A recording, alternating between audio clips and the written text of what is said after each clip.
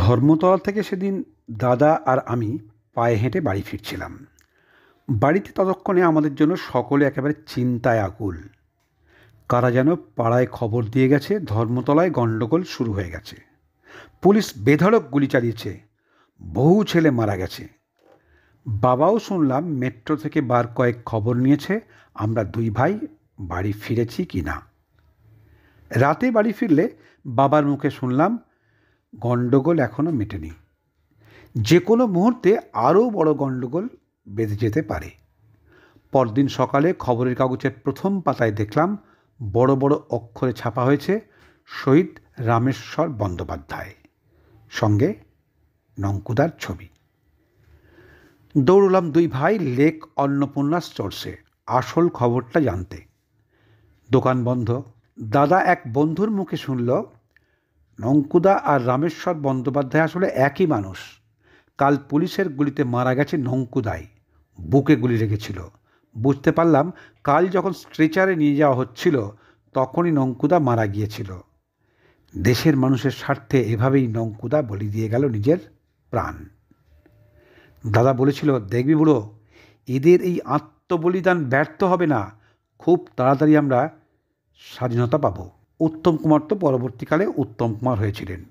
ঘটনাটা যখন ঘটছে তখন কিন্তু উত্তম কুমার একটা সাধারণ ছেলে মাত্র, যদিও বাড়ির ভাই বোনেদের মধ্যে বড় ছেলে। কিন্তু উত্তম কুমার কি করেছিলেন? শুধু কি মুখের কথা বলেই ডায়লগ মেরেই ক্ষান্ত হয়েছিলেন, নাকি না নিজের জীবনটাকেও উৎসর্গ করেছিলেন মানুষকে বাঁচানোর জন্য? প্রিয় বন্ধু, আমি তোমার সুতপন, আর আমার পডকাস্টে তুমি শুনছো কথায় কথায়। আজ শুধুমাত্র তোমাকেই শোনাবো শুধু উত্তম কুমার নয়, উত্তম কুমারের বাড়ির গোটা পরিবার হিন্দু হয়েও, অভিজাত বংশ হয়েও প্রায় 150টা মুসলিম পরিবারকে এই কলকাতার বুকে হিন্দু মুসলিম দাঙ্গার সময় নিজেদের প্রাণকে বাজি রেখে তাদেরকে বাঁচিয়েছিলেন। কেমন করে বাঁচিয়েছিলেন সেই ভয়ঙ্কর অমানুষিক জ্বলন্ত ঘটনার কথা আমি আজকে তোমাকে বলবো। তবে এই পুরো কথাটাই আমার নয়, কিন্তু এটা লেখা আছে আমার দাদা উত্তম কুমার বইটাতে, যেটা তরুণ কুমার বলেছেন এবং যেটার অনুলিখন করেছেন পার্থ ঘোষ। দিনটা ছিল 16ই আগস্ট। কী জন্য যেন ছুটি আছে। সকাল থেকেই চোখে পড়ল মুসলিম ছেলেরা ছোট ছোট দল করে পতাকা ঘাড়ে এগলি ওগলি দৌড়ে বেড়াচ্ছে, অনেকটা আজকালকার তাজিয়া নিয়ে দৌড়বার মতো। হাতে তাদের একেবারে খাপ খোলা তলোয়ার, কারো হাতে ধারালো ছুরি, সোড। বড়রা বলা বলি করছে শুনলাম প্রত্যক্ষ সংগ্রাম দিবস। কিসের সংগ্রাম, আর কেনই বা তা প্রত্যক্ষ সংগ্রাম দিবস বলি বা কেন পতাকা ঘাড়ে অস্ত্রশস্ত্র হাতে দৌড়ে বেড়াতে হবে? প্রশ্নগুলো যে মাথায় আসেনি তা নয়, তবে বয়সোচিত কারণে মাথা দিইনি, তলিয়ে ভাবিনি। একটা সম্প্রদায়ের অস্ত্র হাতে দাপাদাপিতে অন্য সম্প্রদায়ের মানুষজন হাত গুটিয়ে বসে থাকবে না কিন্তু। দুপুর গড়িয়ে বিকেল নামতে দল বেঁধে আমরা গেলাম পদ্মপুকুরে জল দাপিয়ে শরীর শান্ত করতে। বেশিক্ষণ সাঁতার কাটা আর হয়ে উঠল না। কে যেন ক্লাবে এসে খবর দিয়ে গেল দাঙ্গা বেঁধে গেছে। দুদ্দার করে যে যার বাড়ির রাস্তা ধরল, আমরাও উঠে পড়লাম জল থেকে। ল্যান্সডাউন রোড ধরে বাড়ি ফিরছি। আচমকা দেখি একদল ছেলে রাস্তার দুপাশের দোকান ভাঙচুর করতে করতে মিন্টো পার্কের দিকে এগোচ্ছে। আরও ভালোভাবে লক্ষ্য করতে গিয়ে দেখি ছেলেগুলো সবাই মুসলিম। ওদের আক্রমণের লক্ষ্য হলো শুধুমাত্র হিন্দুদের দোকান, আর বেছে বেছে হিন্দুদের দোকান ওরা তাই ভাঙচুর করছে। শুধু ভাঙচুর বললে অবশ্য সত্যের অপলাপ হয়, কারণ ছেলেগুলো দোকানের মালপত্র লুটপাট করছে। আমরা অসহায় হয়ে একপাশে দাঁড়িয়ে দেখছি। কী বার করার আছে? আমরা নিরস্ত্র, আর ওরা একেবারে অস্ত্রসজ্জায় সজ্জিত হয়ে। প্রথম প্রতিরোধ এলো মোটর ভেহিকেলসের সামনে। লোহার রড, বড় বড় হাতুড়ি হাতে রুখে দাঁড়ালো ওখানকার মিস্ত্রিরা, যাদের একটা মুহূর্ত আগে পর্যন্ত কালান্তক যমদূত মনে হয়েছিল, তারাই দেখি তখন বেপাড়ার কুকুরের মতো ল্যাজ পেটের মধ্যে সেঁধিয়ে নিয়ে একেবারে দুদ্দার করে দৌড়ে পালাচ্ছে। সে কি দৌড়! হ্যাঁ, দাঙ্গাবাজ বীরপুঙ্গবদের। আমরা পা চালালাম সকলে মিলে পাড়ার দিকে। কে জানে কোথা থেকে পুলিশের দল এসে পড়ে। ওদের তো আবার নিরীহ নিরপরাধদের ওপরই বেশি আক্রোশ। ফিরতি পথে সকালের প্রশ্নগুলোই মাথার মধ্যে ঘুরপাক খেল। উত্তর কে দেবে, প্রশাসন নাকি রাজনৈতিক দল? এক পক্ষের নিষ্প্রিয়তা আর অন্য পক্ষের উস্কানিতেই তো এইসব দাঙ্গার জন্ম নেয়। যাই হোক, পাড়ায় ঢুকে দেখি বাড়ির সামনে জটলা। বাবা কাকা জ্যাঠাদের মুখ একেবারে গম্ভীর, চিন্তান্বিত। ওদের মধ্য থেকে কে যেন একজন অন্যদের শোনাচ্ছে, ধর্মতলা থেকে কলেজ স্ট্রিট সর্বত্র লুটতলা চালাচ্ছে মুসলমানেরা। ধর্মতলায় বিশ্বাসের বন্দুকের দোকান লুট হয়ে গেছে, কলেজ স্ট্রিটে ডালিয়ার দোকান, বেছে বেছে হিন্দুদের দোকানই লুটপাট হচ্ছে। অবিশ্বাস করতে পারলাম না খবরগুলো। মুহূর্ত কয়েক আগেই তো আমাদের ওই একই অভিজ্ঞতা হয়েছে। শুনলাম শুধু দোকান নয়, কয়েকটা মুসলমান মহল্লায় হিন্দুদের বাড়িও কিন্তু রেহাই পায়নি এই দাঙ্গাবাজদের হাত থেকে। জ্যাকেরিয়া স্ট্রিটের বিখ্যাত সেনবাড়ি একেবারে তছনছ হয়ে গেছে। ভয়ঙ্কর অভিজ্ঞতার মুখোমুখি হলাম আমরা এর পরের দিন রাতে। আমরা এখনও যেখানে থাকি সেই 46-এর গিরিশ মুখার্জি রোডের পেছন দিকে একটা জমি ছিল দুই শরিকের। সামনেরটা আমাদের ছোট কাকাদের আর পেছনটা আমার বাবার। একটার ঠিকানা 17C রমেশ মিত্র রোড আর অন্যটা 17-1 নম্বর। আমাদের জমিতে ছিল খাটাল, কাকার জমিতে কয়েক ঘর মুসলমান। ওদের অবশ্য মুসলমান বলে চেনা যেত না। আমাদের পুজোতে এবং অন্যান্য সব অনুষ্ঠানে প্রাণ ভরে আনন্দ করত। মুন্সি নামে একজন ছিল, ধুতি আর গলাবন্ধ কোট পরত, কয়েকটা ছাত্রকে উর্দু পড়াতো।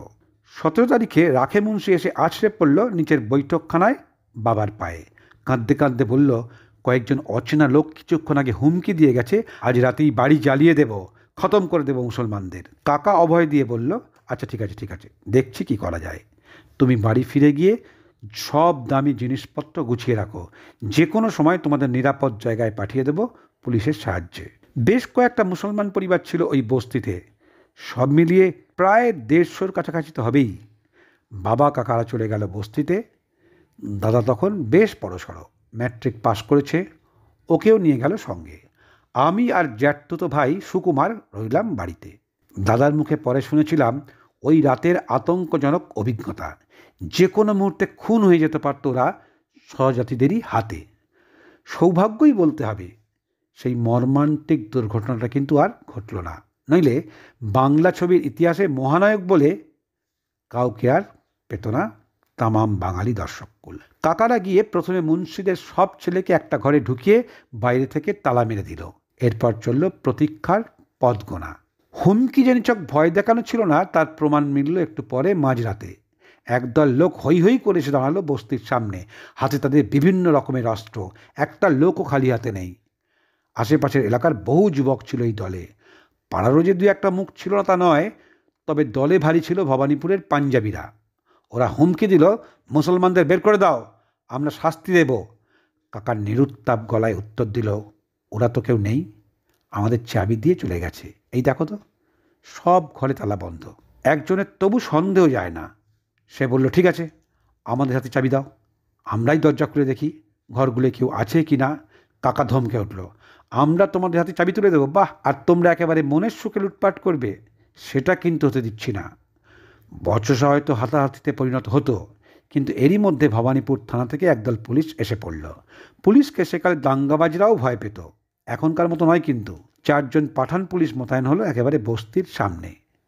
পরে শুনলাম, গোলমাল শুনে ভন্তিদাই দৌড়েছিল থানায়। খবর দিয়ে পুলিশ আনানোর কৃতিত্ব এই ভন্তিদারই।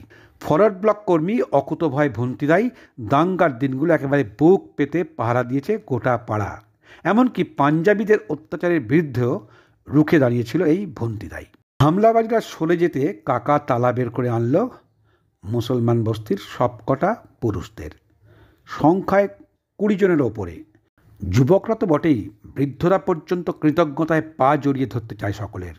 কাকা আশ্বস্ত করে বলল, চিন্তা নেই, প্রথম ধাক্কাটা যখন সামলে দিতে পেরেছি, নিরাপদ আশ্রয় সরিয়ে দিতেও পারবো তোমাদের।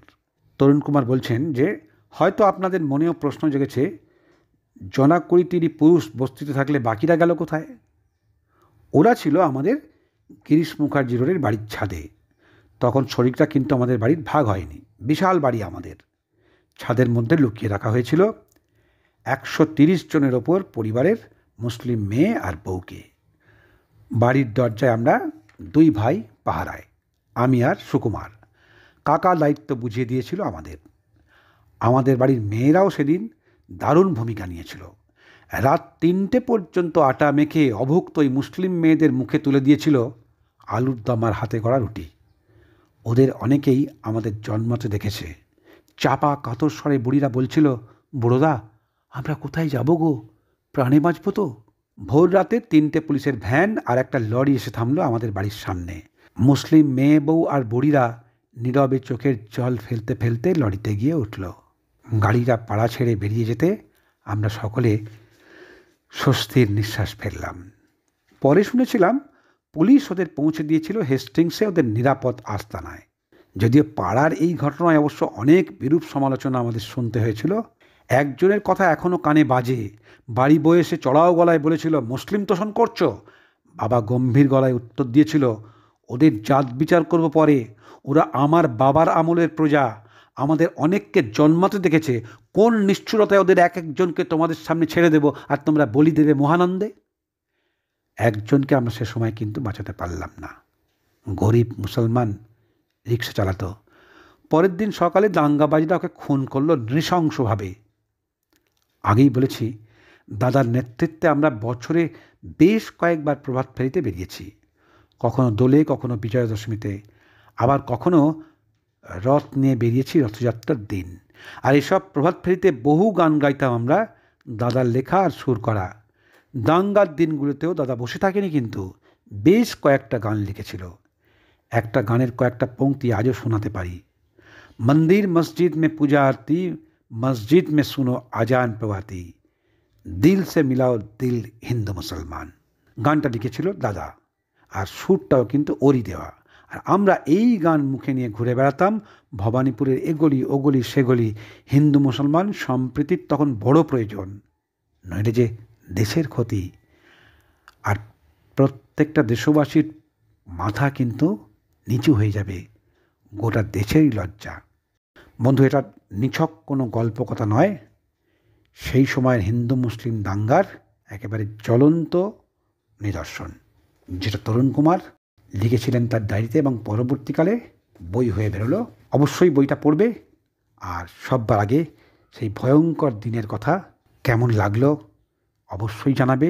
আর জানাতে গেলে চ্যানেলটাকে সববার আগে সাবস্ক্রাইব করে লাইক শেয়ার কমেন্ট করতে কখনই ভুলবে না। অবশ্যই বেল আইকনটা প্রেস করে দিয়ে অল করে দিতে ভুলবে না। সববার আগে এই ভয়ঙ্কর দিনে সবাই ভালো থেকো। সত্যের জয় হোক।